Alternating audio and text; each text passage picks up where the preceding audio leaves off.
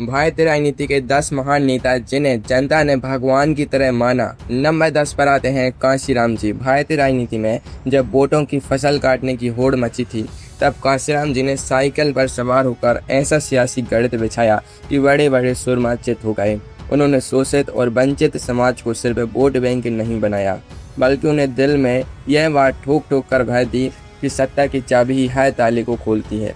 बहुजन समाज के लिए वे केवल एक राजनीतिक रणनीतिकार नहीं थे, बल्कि एक ऐसे मसीहा बन गए जिन्होंने सदियों से दबे कुचले वर्ग को उंगली पकड़कर हुकूमत के गलियारों में खड़ा कर दिया। लोग उन्हें सिर्फ नेता नहीं, अपने भाग्य का विधाता मानने लगे। उनके भाषणों में कोई लक्ष्यदार दर्शन नहीं होता था, सीधी और खरी बात होती थी। उन्होंने कहा कि जिसकी जितनी संख्या भारी, उसकी उतनी हिस्सेदारी। और बस यही मंत्र समर्थकों के लिए वेद वाक्य बन गया। समर्थकों की आंखों में उनके लिए जो भक्ति थी, उसने राजनीति के स्थापित पैमानों को पूरी तरह हिलाकर रख दिया। लेकिन ठहरिए, क्या केवल नारों से कोई भगवान बनता है? असली मोड़ तो तब आया जब लोगों ने उनकी तस्वीरों को अपने पूजा घरों में सजाना शुरू कर दिया। नंबर 9 पर आते हैं YS राजशेखर रेड्डी जी। आंध्र प्रदेश की राजनीति में YSR यानी YS राजशेखर रेड्डी जी का नाम सुनते ही आज भी लोगों की आंखें नम हो जाती हैं। इन्होंने राजनीति को केवल भाषणों और फाइलों तक सीमित नहीं रखा, बल्कि जनसंपर्क यात्रा के नाम पर 1400 किलोमीटर पैदल चलकर सीधे लोगों के चूल्हे तक पहुंच गए। किसानों को मुफ्त बिजली दी, गरीबों के इलाज के लिए आरोग्यश्री जैसी योजनाएं लाई और रातों रात जनता के भगवान बन बैठी।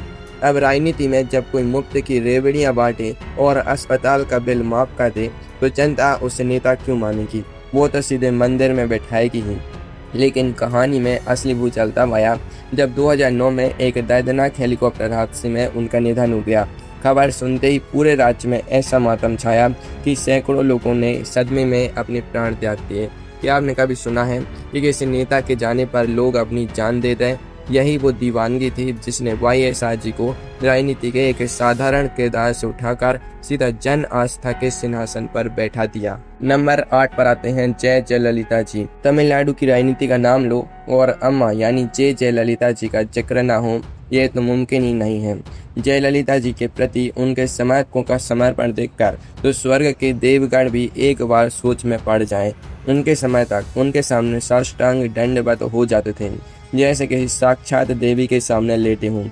अम्मा कैंटीन से लेकर अम्मा पानी और अम्मा लैपटॉप तक उन्होंने हर चीज पर अपना ऐसा ठप्पा लगाया कि तमिलनाडु के हर घर में उनका नाम जपा जाने लगा।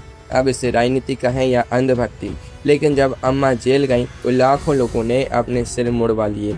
किसी ने अंगारे पर चलकर मन्नत मांगी तो किसी ने खून से उनकी तस्वीरें बनाई। सोचिए, एक नेता के लिए ऐसी दीवानगी जहां समर्थकों की वफादारी की सीमा ही खत्म हो जाती है। लेकिन क्या आप जानते हैं कि जब उनका स्वास्थ्य बिगड़ा तो पूरा राज्य महीनों तक थमसा गया था। जब उनका निधन हुआ तो समर्थकों के दिल ऐसे टूटे कि मातम का ऐसा दृश्य इतिहास में कम ही देखने को मिला है। नंबर 7 पर आते हैं MG रामचंद्रन जी। बात जब तमिलनाडु की हो रही है तो MG रामचंद्रन जी यानी MGR जी को कैसे भूल सकते हैं। MGR जी ने तो पर्दे के रियल हीरो से लेकर असली जिंदगी के रियल हीरो बनने का ऐसा सफर तय किया जिसे देखकर आधुनिक दौर के नेता आज भी पानी बहाते नजर आते हैं। फिल्मों में गरीबों के रखवाले का रोल निभाते निभाते वे कब जनता के असली रखवाले बन गए पता ही नहीं चला। बच्चों के लिए मिड डे मील यानी दोपहर के भोजन की योजना शुरू करके उन्होंने करोड़ों माँ बाप के दिलों को सीधे जीत लिया। भूख से तड़पते बच्चों को जब स्कूल में गर्म खाना मिला तो उस गरीब परिवार के लिए MGR जी से बड़ा कोई भगवान नहीं था। हद तो तब हो गई जब समर्थकों ने तिरुवल्लुर में उनका बाकायदा एक मंदिर बनवा डाला, जहां रोज सुबह शाम उनकी मूर्ति की आरती उतारी जाती है और धूप दीप जलाया जाता है। अब बताइए, जहां नेताओं को जनता गाली देती है, वहां अगर किसी नेता की रोज आरती उतारी जाए तो उसे आप भगवान नहीं कहेंगे तो और क्या कहेंगे। नंबर 6 पर आते हैं NT रामाराव जी। अगर पर्दे के भगवान को असल जिंदगी में पूजने की बात हो तो NT रामाराव जी यानी NTR जी का नाम सबसे ऊपर आता है। आंध्र प्रदेश में NTR जी ने सिल्वर स्क्रीन पर भगवान राम और श्री कृष्ण के ऐसे जीवंत किरदार निभाए कि लोगों ने फिल्मों के पोस्टर पर ही अगरबत्तियां जलानी शुरू कर दी थी। फिर क्या था, उन्होंने इसी जन आस्था की लहर पर सवार होकर तेलुगु देशम पार्टी बनाई और मात्र 9 महीने के अंदर कांग्रेस के अभेद्य किले को ध्वस्त करके मुख्यमंत्री की कुर्सी पर जा बैठे। जब एनटीआर जी चुनावी रैलियों में निकलते थे तो लोग उनके रथ के आगे हाथ जोड़कर खड़े हो जाते थे। महिलाएं उनकी आरती उतारती थीं और बुजुर्ग उनके पैर छूकर आशीर्वाद मांगते थे। कई घरों में तो भगवान की तस्वीरों के बीच एनटीआर जी की फोटो लगी होती थी। लेकिन असली सवाल यह है कि क्या यह सिर्फ फिल्मों का असर था या राजनीति का जादू। सच तो यह है कि जनता ने उनमें अपने आराध्य की छवि देख ली थी और राजनीति उनके लिए भक्ति का नया अड्डा बन गई थी। नंबर 5 पर आती हैं इंदिरा गांधी जी। इंदिरा ही इंडिया है और इंडिया ही इंदिरा है, यह सिर्फ एक राजनीतिक नारा नहीं था बल्कि उस दौर के भारत का कड़वा या मीठा सच था। इंदिरा गांधी जी ने जब 1971 के युद्ध में पाकिस्तान के 2 टुकड़े करके बांग्लादेश का निर्माण करवाया तो विरोधी दलों के बड़े बड़े नेता भी उनके मुरीद हो गए। भारतीय जनमानस में उनकी छवि एक कड़क, निडर और सर्वशक्तिमान अदृश्य शक्ति जैसी बन गई। ग्रामीण भारत में महिलाओं ने उन्हें साक्षात दुर्गा का अवतार मान लिया। गरीबी हटाओ का नारा देकर उन्होंने देश के सबसे निचले तबके के दिल में अपनी ऐसी जगह बनाई कि लोग उन्हें अपनी माँ और देवी की तरह पूजने लगे। आंध्र प्रदेश के एक गांव में तो समर्थकों ने उनका मंदिर तक बनवा दिया था, जहां उनकी प्रतिमा स्थापित की गई। हालांकि आपातकाल जैसे काले अध्याय भी आए, लेकिन समर्थकों का अंधविश्वास ऐसा था कि उनकी गोली मारकर हत्या के बाद देश में जो भूचाल आया उसने साबित कर दिया कि जनता के लिए वे किसी देवी से कम नहीं थी। नंबर 4 पर आते हैं नेताजी सुभाष चंद्र बोस जी। तुम मुझे खून दो मैं तुम्हें आज़ादी दूंगा का नारा बुलंद करके वाले नेताजी सुभाष चंद्र बोस जी को जनता ने किसी हाड़ मास का इंसान की तरह नहीं बल्कि एक अमर अलौकिक योद्धा की तरह देखा। अंग्रेजों की नाक के नीचे से भेष बदल कर निकल जाना और विदेश में जाकर आज़ाद हिंद फौज का गठन कर देना, यह सब किसी साधारण इंसान तो नहीं कर सकता था। जनता को लगा कि यह काम सिर्फ कोई अवतारी पुरुष ही कर सकता है। जब 1945 में उनके गायब होने की खबर आई तो देश की जनता ने उस खबर को मानने से साफ इनकार कर दिया। दशकों तक भारत के गांव-गांव में यह लोक विश्वास फैला रहा कि नेताजी मरे नहीं हैं, वे साधु के भेष में जीवित हैं और सही वक्त आने पर वापस लौटेंगे। किसी नेता के लिए ऐसी अटूट आस्था कि लोग उनकी मौत की खबर पर भी यकीन न करें और उन्हें अमर मान लें, यह भारतीय इतिहास की सबसे अनोखी और रहस्यमय भक्ति गाथा है। नंबर 3 पर आते हैं doctor BR Ambedkar ji. Baba Saheb doctor BR Ambedkar ji की कहानी सिर्फ राजनीति की कहानी नहीं है, यह एक सामाजिक क्रांति और नव जागरण की दास्तान है। सदियों के छुआछूत और दमन का शिकार रहे करोड़ों लोगों के लिए बाबा साहेब किसी भगवान से भी बढ़कर साबित हुए। उन्होंने संविधान के रूप में ऐसा हथियार दिया जिसने शोषितों को सिर उठाकर जीने का हक दिया। यही वजह है कि आज भारत के करोड़ों दलित परिवारों के घरों में अगर सबसे ऊपर किसी की तस्वीर होती है तो वह डॉक्टर BR अम्बेडकर जी की होती है।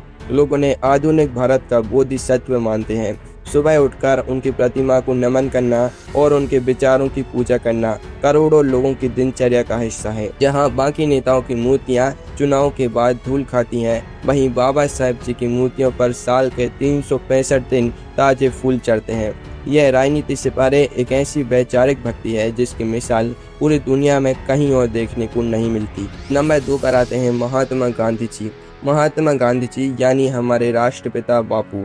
गांधी जी ने जब लाठी उठाई और धोती पहनकर दांडी यात्रा निकाली तो ब्रिटिश हुकूमत की नींव हिल गई। लेकिन क्या आप जानते हैं कि भारत के सुदूर देहाती इलाकों में जनता उन्हें क्या मानती थी? अनपढ़ और भोले भाले ग्रामीणों के लिए गांधी जी कोई वकील या नेता नहीं थे, वे एक चमत्कारिक संत थे। उस दौर में यह अफवाहें आम थी कि जो गांधी जी की बात नहीं मानेगा उसका घर जल जाएगा या जिसकी फसल सूख रही है गांधी जी का नाम लेते ही वो हरी भरी हो जाएगी। तेलंगाना के चिटियाल में तो बापू का एक भव्य मंदिर बना है जहां उनकी बाकायदा पूजा अर्चना होती है। नोटों पर छपी फोटो से लेकर सरकारी दफ्तरों की दीवारों तक गांधी जी भले ही हर जगह हो, लेकिन जनता के दिलों में उनकी हैगात किसी अवतारी बाबा से कम नहीं रही है।